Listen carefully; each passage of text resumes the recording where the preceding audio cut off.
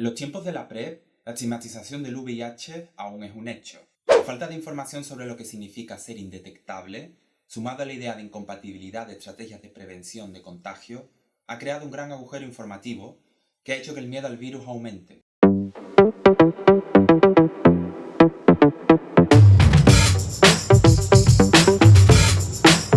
¿Es la PrEP para todo el mundo?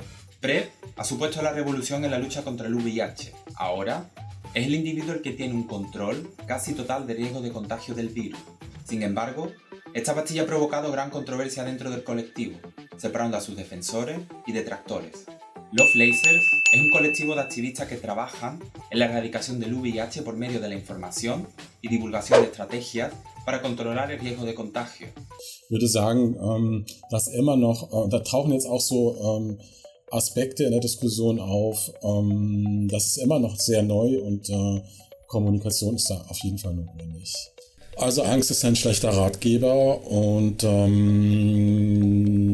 Wissen hilft, Ängste zu reduzieren auf Basis von Informationen, mehr oder weniger rationale Entscheidungen zu treffen, die persönlich für das eigene Leben Sinn machen, hinter der man stehen kann. PrEP, del inglés Pre-Exposure Prophylaxis, es un método de protección del VIH antes de que el cuerpo entre en contacto con el virus. Se lleva a cabo a través de una pastilla que dota al cuerpo de un sistema de protección para que si entrase en contacto con el virus, tuviera los mecanismos para evitar su propagación y por tanto su contagio. Existen dos formas de tomar la PrEP, diariamente o lo que se conoce como on demand. Also die können gucken, was haben sie für ein Sicherheitsbedürfnis. Gibt halt Leute, die haben irgendwie mehr Ängste oder sind unsicherer. Denen sagen wir auch, vielleicht ist dann für dich eine Daily Prep irgendwie die bessere Variante. Ja. Oder jemand, der vielleicht nicht so gut kommunizieren kann oder der oft Sex hat im Darkroom, wo man nicht so viel spricht oder der vielleicht irgendwie an sich selber beobachtet hat, dass immer dann, wenn er high ist, die Kondome vergisst. Vielleicht ist das auch jemand, dem man sagt, nimm mal lieber jeden Tag PrEP, dann bist du auf der sicheren Seite und dann kann man sich das auch vielleicht nach einer gewissen Zeit, nach ein paar Monaten nochmal angucken und dann entscheiden, wie man damit umgeht. On-demand PrEP se basa en el principio de tomar la pastilla solo cuando el individuo considere que su actividad sexual es más activa y por tanto el riesgo de contagio es mayor. Esto ha generado una gran discusión en torno a la idea de la automedicación y de la efectividad de la píldora al no ser administrada diariamente. Also es gibt zwei Perspektiven, aus denen man das betrachten kann. Also von Sicht des Gesundheitssystems aus, also von so einem Public Health Blickpunkt aus, kann man erstmal sagen, dass beide Strategien sehr effektiv sind. Okay. Also bei On-Demand mindestens so ungefähr 80% Risikoreduktion. Es ist relativ schwer zu erklären, was das genau bedeutet. Im Leben, also wenn man jetzt guckt, was also eine Person für ein Risikomanagement braucht, ist es dann, muss man das halt gucken, wie das kombiniert wird. Also wenn jemand zum Beispiel an einem Wochenende auf eine Sexparty geht und dann On-Demand-Prep nimmt und aber trotzdem zum Beispiel auch noch kommuniziert, zum Beispiel, keine Ahnung, mit jemandem Sex hat, der undetectable ist, also unter effektiver HIV-Therapie oder bestimmte Sexpraktiken vielleicht auch doch nicht unbedingt macht im Darkroom oder sich nochmal rückversichert oder danach zu einem Test geht und STIs testen lässt oder so. Da summieren sich dann plötzlich die Strategien, Risiken zu senken. Und dann ist halt On-Demand-Prep eine sehr effektive Möglichkeit, um meine Risiken zu senken, in Kombi mit anderen Strategien. Otra de las estrategias sobre la que el colectivo Lovelaces trabaja es la de los indetectables. Also bei Undetectable haben wir eine noch höhere Risikoreduktion als bei PrEP. Da sagt man nicht nachweisbar, nicht übertragbar. Also das ist dieser U gleich U, untransmittable, undetectable bedeutet untransmittable. Also da kommen wir, also so 0 ist 0, 0 Risiko ist 0 Risiko. Das würde heißen, dass jemand, der nicht mehr infektiös ist, auch gar kein Risiko für jemand anderen darstellt. Auch wenn das Kondom eben beim Sex weggelassen wird. Als wir die erste PrEP-Info geschrieben haben, auch gleich von Anfang an gesagt, wir müssen Undetectable auch noch schreiben als Text. Von Anfang an war das klar. Es ist vielleicht auch sogar der wichtigere Text für uns, so für unser Selbstbild, unsere Selbstfindung als Gruppe, in der sowohl HIV-positive als auch HIV-negative Personen Teil der Gruppe sind. Sozusagen PrEP als eine Möglichkeit zu denken, die wir als Community haben, um sozusagen das besondere Risiko in der Konfrontation mit HIV besser managen zu können, dass das eben nur funktioniert, wenn man es auch von dem Positiven aus denkt. Es ist nicht einfach eine Strategie, mit der Negative sozusagen auf sich selber schützen können, sondern wenn man das von der Community aus denkt, kann das eigentlich nur funktionieren, wenn man da die Bedürfnisse von dem Positiven auch mitdenkt. Alguien con un estado de VIH positivo alcanza el estado de indetectable cuando su carga viral es tan baja debido al tratamiento que hace imposible la transmisión del virus y por tanto del contagio. Esto ha reafirmado la idea del derecho que tiene la comunidad positiva de VIH de mantener su estado del virus en secreto o incluso de mentir sobre él.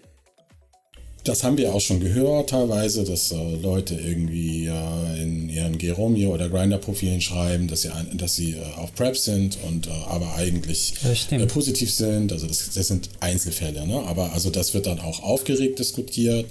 So ein Fall hat die Person sozusagen ein Recht um Zurückweisung, also eine Stigmatisierung zu vermeiden, sich als nicht negativ irgendwie darzustellen.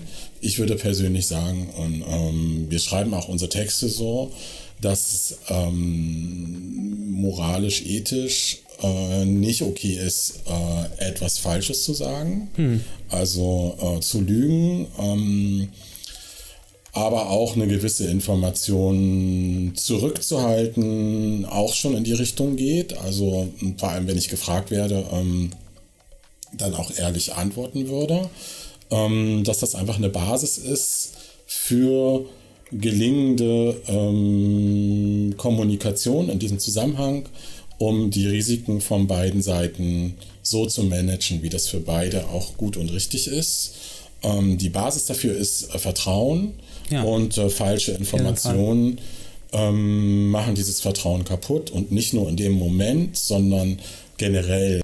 Klar, also dass Leute das erwägen, dass sie das machen, ihren positiven Immunstatus zu verbergen, das hat gesellschaftliche Ursachen, die liegen in unserer Szene und da bin ich auch erstmal, das ist menschlich und auch verständlich und wird das nicht sofort verurteilen. Aber unsere klare Antwort ist nicht lügen. Sin embargo, a pesar de la cantidad de información que se tiene hoy en día con respecto al VIH, al exponer el estado positivo de manera pública o al hablar sobre él abiertamente, muchos se exponen al riesgo de la estigmatización y discriminación por parte del resto de la comunidad. Also ich zum Beispiel habe auch meinen Immunstatus in meinen Profilen offen und mache damit auch ausgesprochen gute Erfahrungen. Also sowohl mit negativen als auch mit positiven. Das wird auch honoriert. Gleichzeitig gibt es auch Situationen, wo ich nicht sicher bin, wenn mir da jemand nicht zurückschreibt, ob der vielleicht einfach nur gerade gesehen hat, der ist offen positiv in seinem Profil, habe ich gerade keinen Bock drauf. Habe ich gerade keinen Bock drauf, ist das eigentlich gerade Diskriminierung oder ist das nur, ich habe keinen Bock drauf? Dass das immer wieder und oft passiert, das kann ich jetzt in Zahlen, ich kann es nicht, ist natürlich auch ein sehr subjektiver, ein ganz persönlicher Eindruck, aber das passiert schon und das macht natürlich auch was mit meinem Wohlbefinden, mit meinem Selbstbewusstsein. Las causas de esta estigmatización dependen de cada caso, pero todas siguen un patrón común, el miedo al VIH. Das ist sicher komplex und es gibt verschiedene Gründe und von Person zu Person wird das auch unterschiedlich sein. Und es kann auch sein, dass mehrere Gründe dort zusammenspielen. Ich denke, dass einer der wichtigsten Gründe ist, dass so eine irrationale Infektionsangst gibt. Okay. Vielleicht auch im Unterbewussten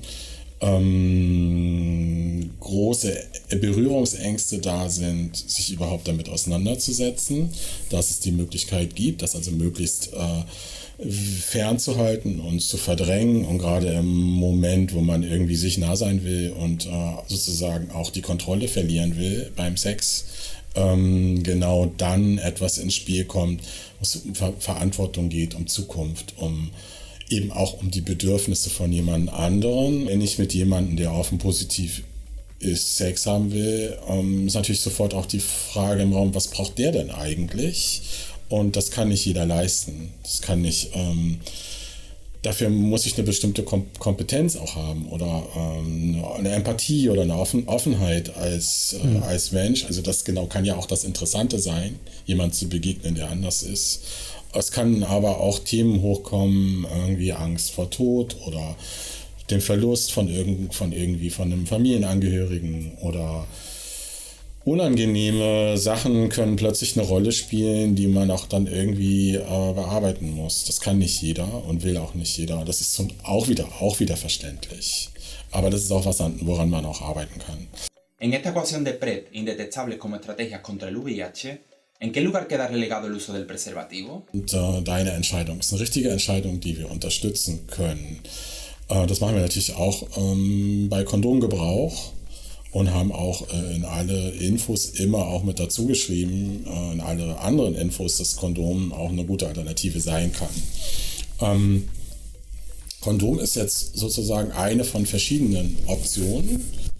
Es gibt so es gibt so Leute, die sich dann so ganz klar für eine Strategie entscheiden. Die sagen, ich mache PrEP, ich will gar keinen Sex mit Kondom mehr haben und das ist meine Entscheidung und ich mache nur noch das. Das unterstützen wir auch, weil es eine klare Entscheidung ist. Die macht irgendwie für die Person in ihrem Leben Sinn. Genauso machen wir das mit Leuten, die sagen, ich mache Kondomsex und will auch nur das machen.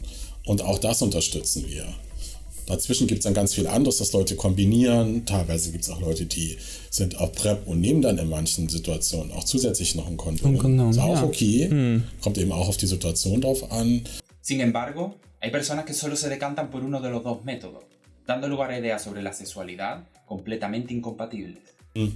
Aber also was ich davor gesagt habe, diese klaren Entscheidungen, nur Kondom oder nur PrEP, führt dann dazu, dass sich eben dann Leute begegnen, die verschiedene Vorstellungen von Safer-Sex-Strategien bezogen auf HIV haben und kommunizieren müssen, was ist denn unser kleinster gemeinsamer Nenner hier.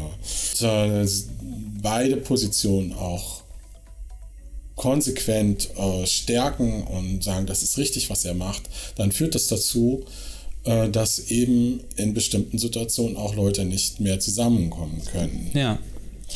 Das ist dann so, das ist traurig, das ist schade, aber man kann von keiner von der beiden Positionen verlangen, dass sie davon zurückgehen soll im Interesse des anderen. Ja. Man könnte zum Beispiel sagen, naja, dann nimm du doch, der du auf PrEP bist, doch dann dieses eine Mal Kondome, damit das irgendwie hier jetzt stattfinden kann. Will ich sagen, nee, also das ist seine Entscheidung und der muss jetzt gar nichts machen für den anderen unbedingt. Ja. Wenn sie dann aber unbedingt ficken wollen, dann müssen sie auch irgendwas machen und wir sagen, okay, vielleicht dann doch erstmal küssen und dann weiter gucken und auch ein bisschen weg von diesem Überdiktat zur Penetration. Das ist halt auch was wir reflektieren müssen in dieser Szene. Kann man auch noch anderen Sex machen. Auch gut. Auch, sagen wir mal, die Community-Presse äußern sich eigentlich genau zu diesem Konflikt überhaupt nicht. Also ich finde da eigentlich nichts dazu irgendwo in Zeitungen oder im Netz, höre aber eigentlich jede Woche aus meinem Bekanntenkreis, dass genau diese Situationen stattfinden. A pesar de la controversia suscitada, la PrEP ha supuesto la primera fase del inicio del fin de la epidemia del SIDA. PrEP ist irgendwie so die Diskussion, an der wir sehr viel festmachen können. Es ist irgendwie auch ein bisschen die Revolution.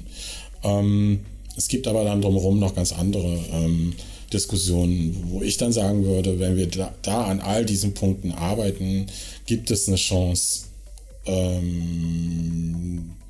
die Epidemie zu beenden. Wir sind da aber noch weit weg davon.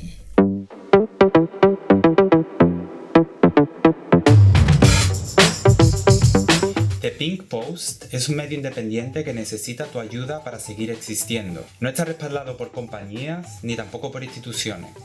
Para poder seguir produciendo contenido de calidad, necesita el mecenazgo. ¿Cómo puedes ayudarme? Simplemente visita mi perfil en www.patreon.com y apoya monetariamente mi trabajo. El precio lo decides tú. También te dejo aquí mis redes sociales para que no te pierdas ninguna de mis publicaciones.